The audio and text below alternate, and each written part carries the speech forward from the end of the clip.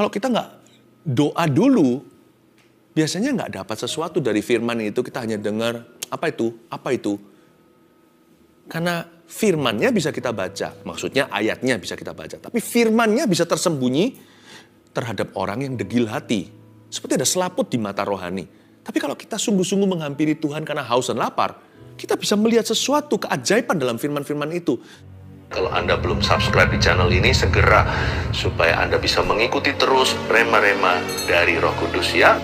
Tidak sabar untuk menyampaikan firman, tapi ada beberapa pengumuman. Saya diingatkan selalu sama tim di balik layar. Jangan lupa untuk ingatkan Anda untuk subscribe, like, komen, dan juga untuk apa lagi ya? Subscribe, like, comment. Oh, tekan tombol loncengnya supaya diingatkan kalau saat teduh lagi on, supaya nggak tanya lagi jam berapa ya, hari apa, aku kok kelewatan ya. Saya selalu lupa mengumumkan yang begini karena fokus langsung ke firman. Tapi ini perlu supaya Anda bisa terus diingatkan bertumbuh. Saat teduh ini kita belajar ini dulu ya.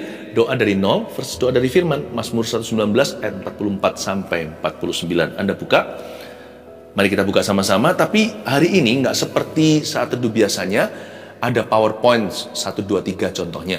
Kali ini Anda harus menangkap sendiri, tiap orang beda, rema apa yang Anda dapat dari setiap ayat. Ya, Mazmur 119 ini adalah Mazmur yang paling panjang, lebih tepatnya pasal terpanjang di Alkitab, 176 ayat totalnya. Jadi saya nggak bisa selesaikan dalam satu kali hari Minggu. Saya janji sama jemaat hari ini saya tepati. Saya akan sampaikan di saat teduh ini. Doa dari 0 versus doa dari firman. Maksudnya begini, sebelum kita klaim janji ya, isi dulu hati. Hati itu jangan kosongan. Isi dengan hadirat Tuhan. Isi dengan kasih. Tapi isi dengan firman, jangan lupa itu. Kalau enggak nanti ya kita itu mau teriak-teriak kayak seperti nabi-nabi Baal. Percuma kalau kita tidak hidup dalam firman-Nya. Kalau firman di dalam kita nggak ngotot sama sekali. Kita tinggal mengembalikan ke Tuhan. Apa yang Tuhan katakan di hidup kita kan gampang dan mudah. Kebanyakan orang itu kan, dia harus berusaha. Karena dia datang sama Tuhan kosongan. Kalau kita sudah diisi dengan firman, klaim janji itu gampang. Kita nggak perlu ragu, nggak perlu bimbang, nggak perlu merasa kita yang berkepentingan. Kan Tuhan yang berfirman, kita tinggal ingatkan. Bukan berarti Tuhan lupa atau pikun. Tapi itulah garis hubungan kita dengan Tuhan. Kita harus berdoa dalam firman itu, kita berseru kepada Tuhan. Apa yang Tuhan telah firmankan ke kita. Tuhan ingin kita ingatkan. Bukan karena Tuhan butuh bantuan, tapi karena kita anak-anaknya. Tuhan mau lihat kita percaya sungguh-sungguh pada firman itu. Karena itu kalau doa, jangan hampa hatinya. Nah, kita akan lihat rahasianya hari ini. Kita baca dulu ayat 44. Saya bilang tadi ayat 4 berapa? 44 ya. Gimana kalau saya tambah ayat ya? Ganti. Ayat 41 sampai 49 ya. Saya kasih ayat 41. Sebentar ya, sabar. Kayaknya nggak cukup waktu. Nggak apa-apa, 44 aja dulu ya. 44 sampai 49 aja. Nanti beberapa ayat ini aja sudah habis waktunya saat teduh. 44 sampai 49. Nah, kembali rencana semula. Aku hendak berpegang pada Tauratmu senantiasa untuk seterusnya dan selamanya. Aku hendak hidup dalam kelegaan sebab aku mencari titah-titahmu. Aku hendak berbicara tentang peringatan-peringatanmu di hadapan raja-raja dan aku tidak akan mendapat malu. Aku hendak bergemar dalam perintah-perintahmu yang kucintai itu. Aku menaikkan tanganku kepada perintah-perintahmu yang kucintai. Dan aku hendak merenungkan ketetapan-ketetapanmu.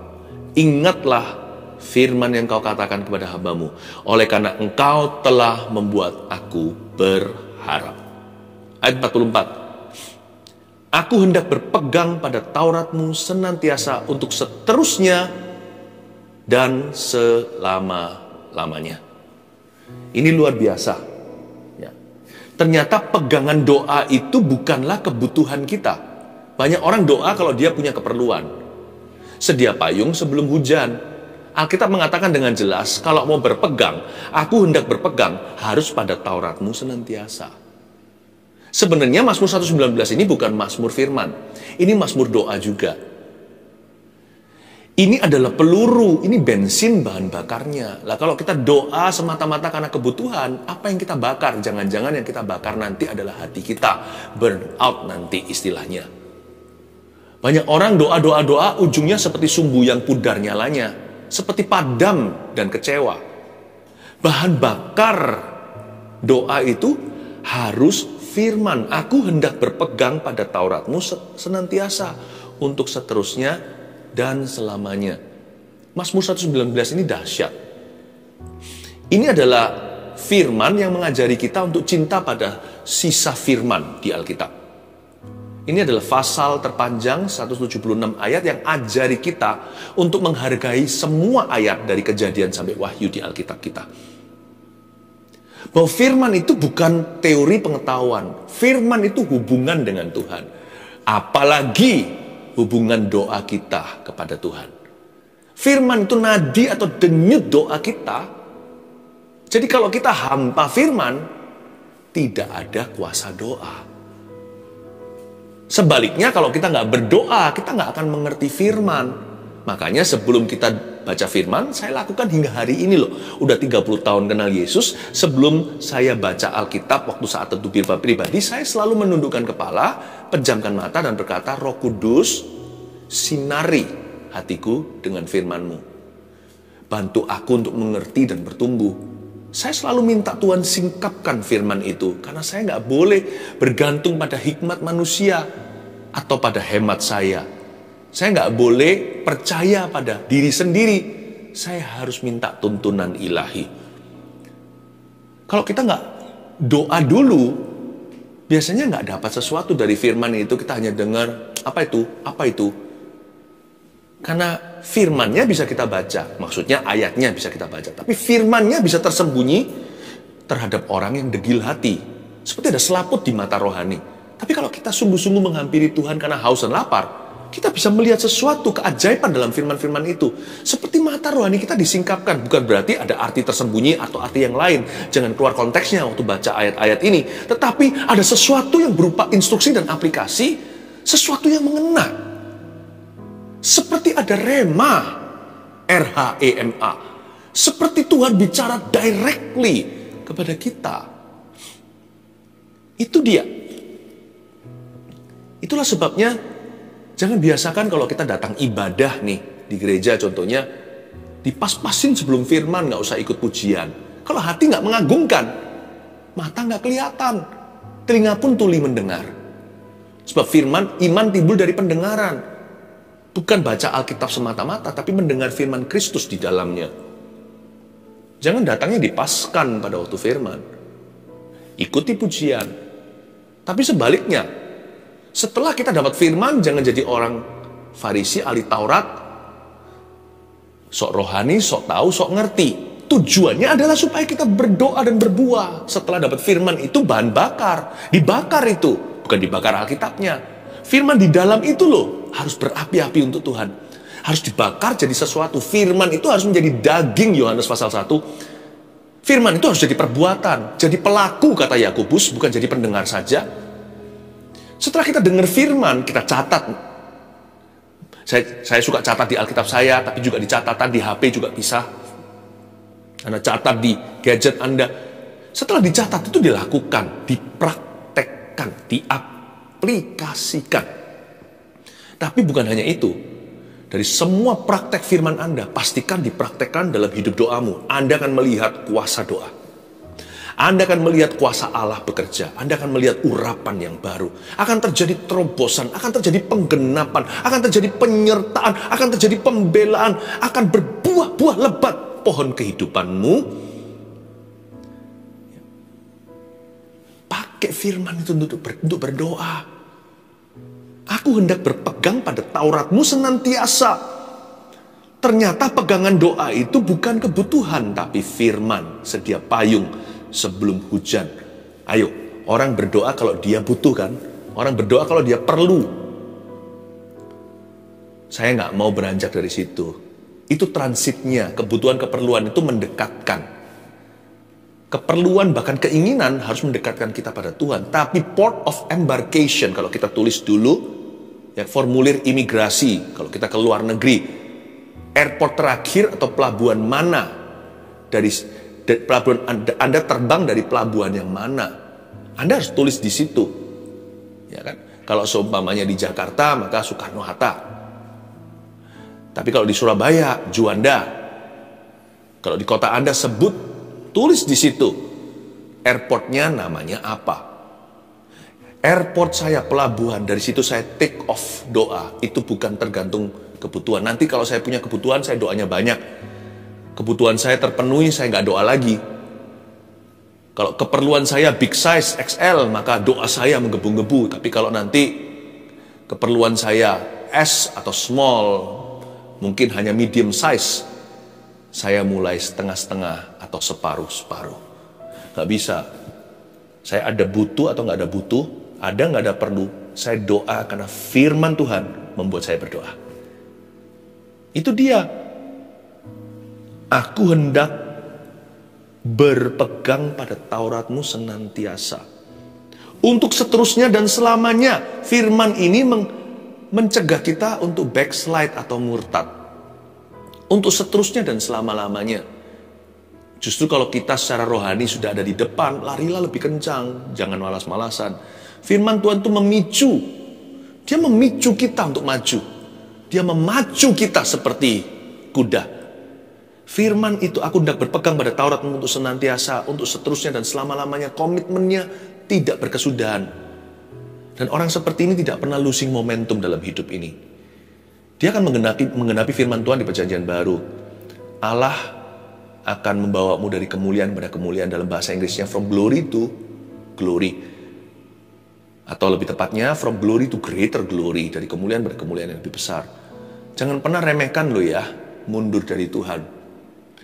Jangan pernah remehkan jatuh dalam dosa sekalipun ada pengampunan. Karena sekali kita jatuh, kalau kita dalam sebuah perlombaan balapan mobil seperti F1, kalau dia sempat oleng atau bahkan dia tertabrak, bisa laju lagi, tapi udah kehilangan momentum. Kayaknya unda-undi, padahal dia kalah 1 lap. Udah 1 putaran dia tertinggal. Tuhan gak mau Anda ketinggalan. Hidup Anda dan saya itu pendek, gak sampai 100 tahun. Ya. Kalau sampai kita ketinggalan momentum, sekali kita tutup mata kita, meninggalkan Tuhan, kita buka lagi, bisa 10 tahun kemudian. Kayaknya kerajaan Allah lamban dalam hidupmu, rencana Tuhan tidak lagi berjalan. Bisa-bisa kita berjalan di tempat seperti orang Israel 40 tahun di padang gurun, gak kemana-mana. Kayaknya sibuk gitu. Kayaknya busy. Tapi gak berbuah. Nanti kita muter-muter hanya perkara yang sia-sia. Kanan udah dekat, so close yet so far. Begitu dekat namun begitu jauh.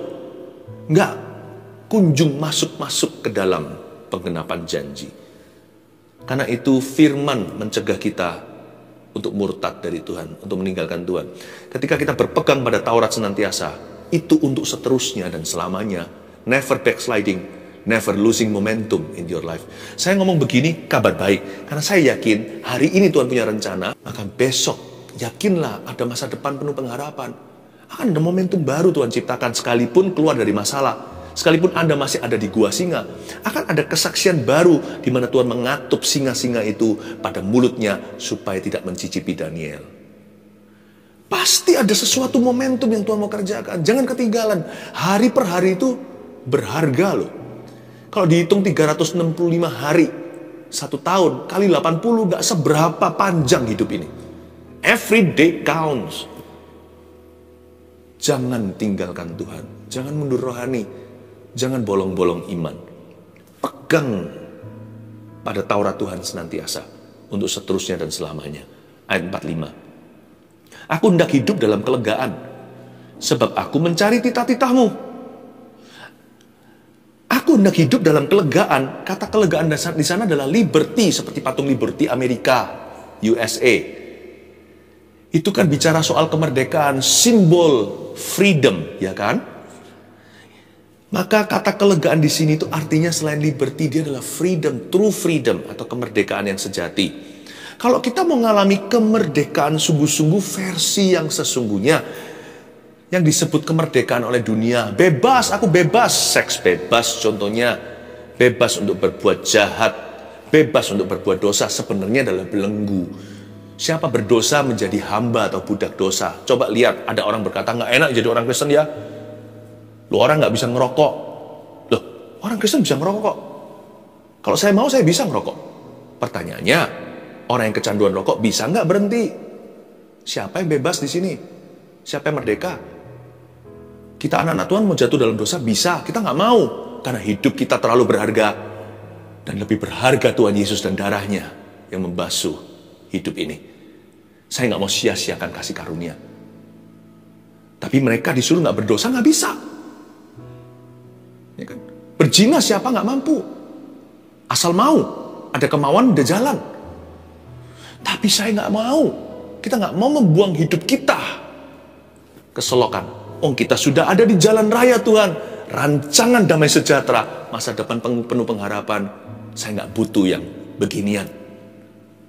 Tapi mereka untuk berhenti nggak bisa. Kemerdekaan menurut versi dunia itu belenggu. Tapi kemerdekaan atau alias kelegaan versi ayat 45 Mazmur 119, inilah kemerdekaan, kebebasan sejati. Aku hendak hidup dalam kelegaan. Kuncinya di mana? Sebab aku mencari titahmu. Kuncinya di sini. Kata sebab aku mencari titahmu itu seperti bahasa Inggrisnya therefore. Bukan hanya because, bukan hanya karena atau sebab, tapi juga maka itu aku mencari titahmu. Ini pedang bermata dua. Aku hendak hidup dalam kelegaan. Kalau aku mau bebas beneran, maka aku harus cari titah Tuhan. Kalau kita mau betul-betul mengalami kemerdekaan finansial contohnya, kemerdekaan finansial itu bukan berapa banyak duit yang kita punya. Banyak orang kaya raya adalah budak mamon.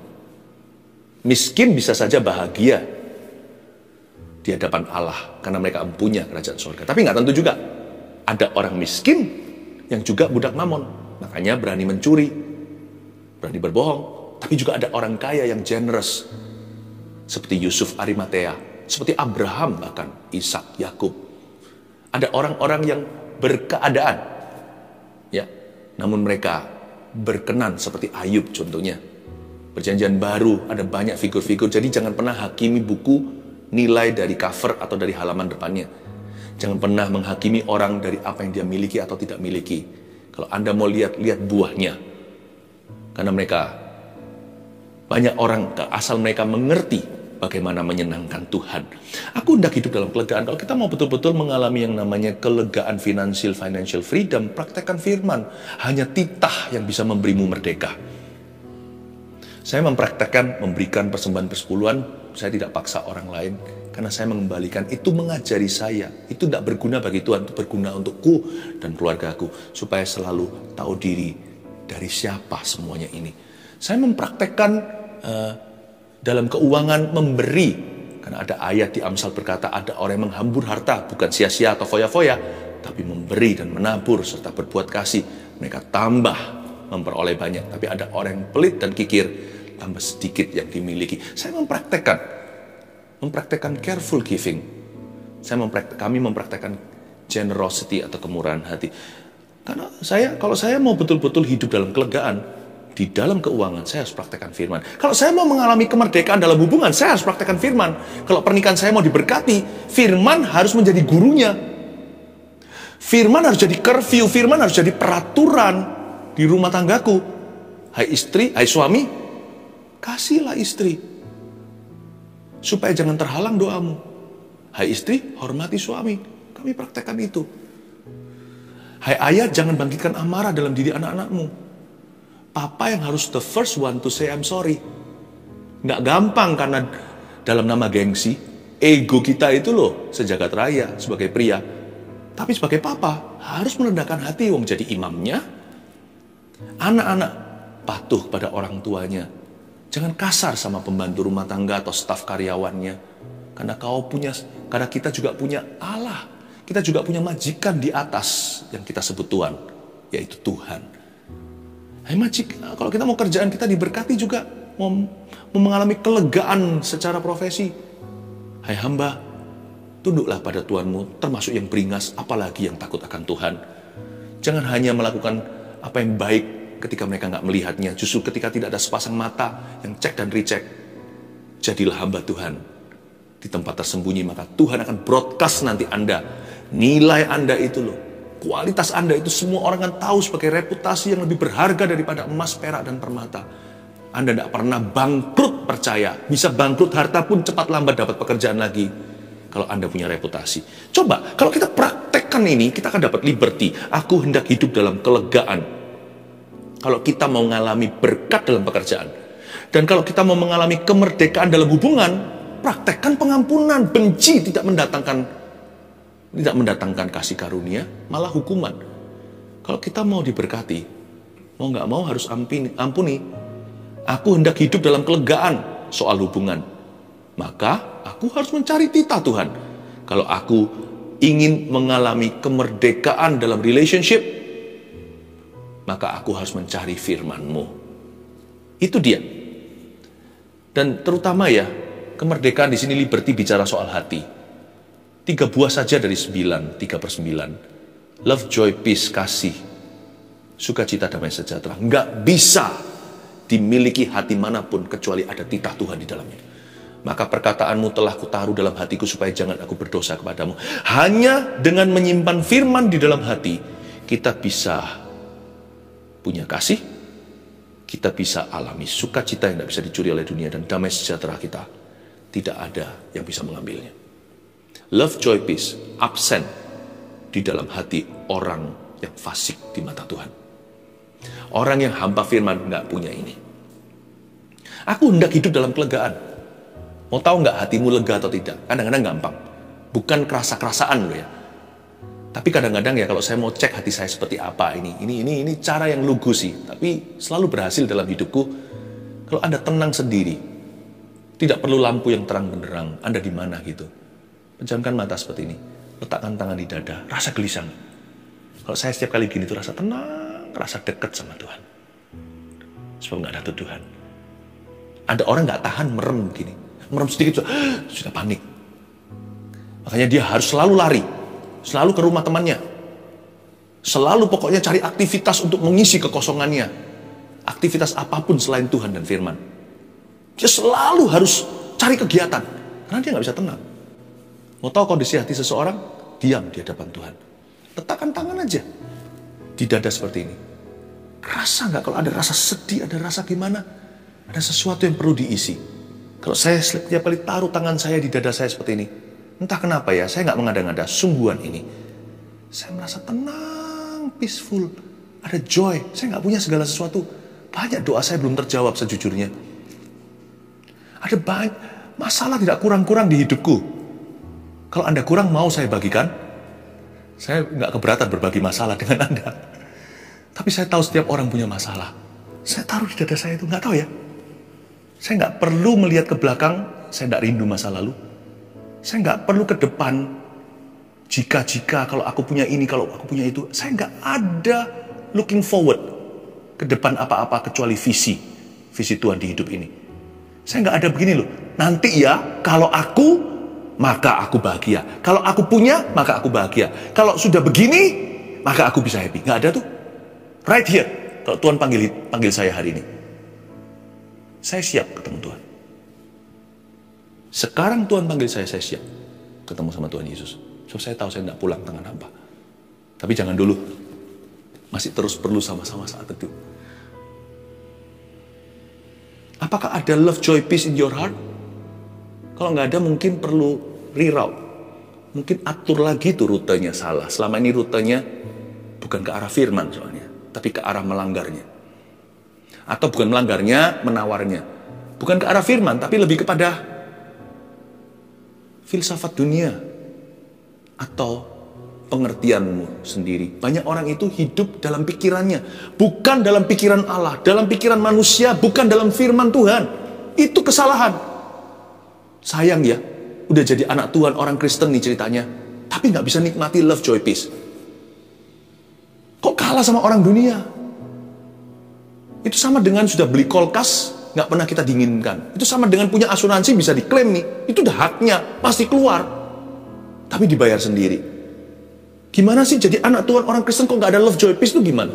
Jangan-jangan bukan karena Tuhan gagal memberikannya. Tapi Anda lupa di mana menaruhnya. Kalau hati dan pikiranmu ditaruh pada dirimu, kalau Anda menaruh dirimu pada pikiranmu, bukan pada firman, ya makanya nggak ada damai sejahtera, nggak ada sukacita, nggak ada kasih. Ya, ayat yang berikutnya. Ayat 46, aku hendak berbicara tentang peringatan-peringatanmu di hadapan raja-raja dan aku tidak akan mendapat malu. Ini adalah suatu ayat yang misterius kalau saya baca ya. Kalau aku berbicara tentang peringatanmu, berarti orang ini terus mengakui firman di mulutnya. Ini yang disebut confession of faith. Maka di hadapan raja-raja dan aku tidak akan mendapat malu. Orang yang terus hidup dalam firman Tuhan, ada janji Tuhan, orang itu akan dibawa ke orang-orang besar. Orang itu akan dibawa ke orang-orang hebat, bahkan ke orang-orang jahat. Jangan takut dulu, ke orang jahat bukan supaya mereka jahatin you. Dibawa ke orang jahat supaya jadi kesaksian untuk mereka. Dibawa ke orang besar, orang gede nih, orang berpengaruh, the proudest among men, orang-orang yang paling sombong kali. Tuhan akan pakai hidupmu untuk merendahkan hati mereka dan menjadi kesaksian dalam hidup mereka. Jangan takut, Tuhan akan membiarkan mereka berbuat jahat. Tapi Anda akan dipakai jadi kesaksian. Ada janji di sini. Orang yang punya firman itu berkuasa. Who is the most powerful people on earth? Siapa orang yang paling berkuasa di dunia ini yang punya firman? Udah itu aja. Yang nggak punya firman itu semu. Kuasa apapun itu sebentar lagi melayang.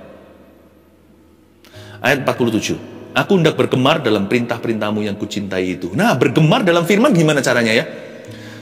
Ada orang yang tanya sama saya, Pastor Philip pernah jenuh nggak? Saya bilang, nggak. Tapi andai kata saya pernah jenuh, begini, kadang-kadang kita memang perlu memaksa diri untuk membaca Alkitab. Jangan merasa bersalah. Ada orang bertanya, kalau memaksa gitu kan nggak jujur. Itu berarti kan dibuat-buat. Lah kalau kita hidup dari perasaan, ya iya, berarti kita nggak jujur. Tapi kalau kita hidup dari iman, perasaan harus nurut dong. Aku hendak bergemar dalam perintah-perintahmu. Kalau bergemar aja kenapa pakai kata hendak? Aku hendak. Berarti ada kemauan. Ini bukan perasaan, aku hendak bergemar. Hatinya bergemar, dia senang. Seperti orang punya hobi gitu, bahkan kecanduan. Orang ini mau bergemar aja kok pakai hendak. Aku hendak bergemar dalam perintah-perintahmu, lalu ditambahi, yang kucintai. Ini kayak bahasa Inggrisnya kira-kira gini, I will, that I love. I will rejoice, saya akan bergemar, untuk yang kucintai. Ini seperti gini ya. Saya cinta anak saya. Istri saya dan saya, kami diberikan 3 anak yang lovely. Masing-masing pernah melalui jalur baby. Oh, percayalah, kami pekerja keras, kalau pulang ke rumah capek setengah mati. Nah, malam harinya, kalau anak minta susu, bangun pukul 3 pagi, gitu, atau diapernya basah, celananya basah gitu. Saya dan istri saya pasti giliran memaksa diri keluar dari ranjang, apalagi kalau letih sekali. Gak peduli jam berapa, kalau Anda tanya apakah saya suka, enggak. Siapa suka dibangunkan di tengah malam? Apalagi kalau sudah nyenyak. Tapi saya paksa diri, iya. Tapi saya memaksa diri dan istri saya, kami memaksa diri untuk seseorang yang kami cinta. Kadang-kadang gak kepingin baca Alkitab, tetap saya baca. Aduh, jenuh mungkin, tetap renungkan. Karena saya tahu untuk siapa saya lakukan. Karena saya memaksa diri untuk berdoa, sembahyang, untuk puasa mungkin, untuk baca firman, untuk melayani semua, untuk seorang pribadi dengan S huruf besar dan P huruf besar, pribadi yang ku cintai. Atau lebih tepatnya, yang mencintai aku.